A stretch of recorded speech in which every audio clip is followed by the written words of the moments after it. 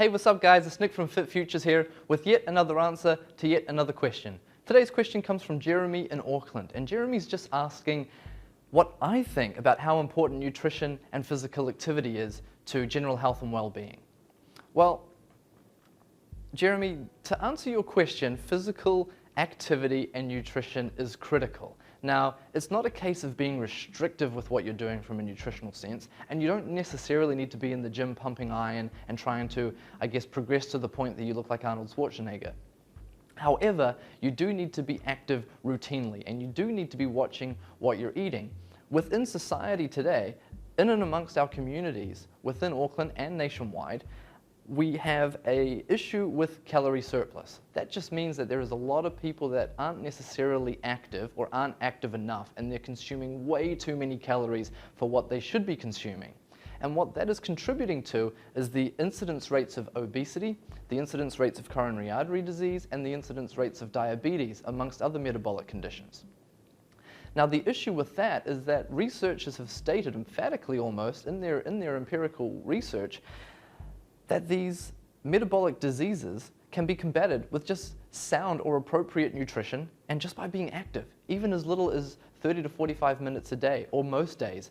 Somewhere between light and moderate activity as well, as far as a training intensity goes, can help guard against contracting, and thereafter, if you have contracted, trying to reduce the effect of those particular metabolic conditions on yourself. Now, that's really important. It doesn't have to be intense, it doesn't have to be every day necessarily, and it certainly doesn't have to involve weights, but you do need to be active. It is absolutely critical. And from a nutritional standpoint, there's a lot of really good apps out there as well, such as MyFitnessPal, that can help you track your calories.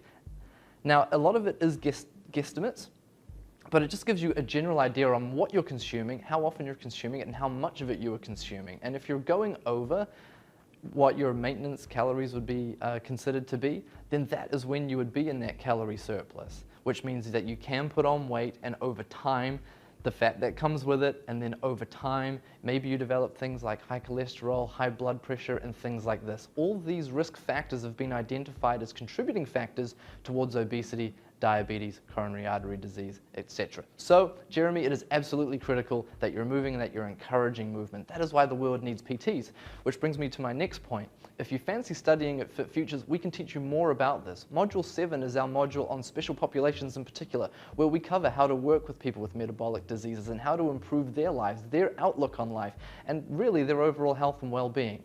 Starts with some little changes to the diet and some big changes perhaps to what they're doing in terms of their physical activity. And again, as you will learn at Fit Futures, you will discover that they do not necessarily need to be in the gym. It can be as simple as parking the car a little bit further away from work and then just getting a 5-minute walk in or something to that effect. But I won't spoil it.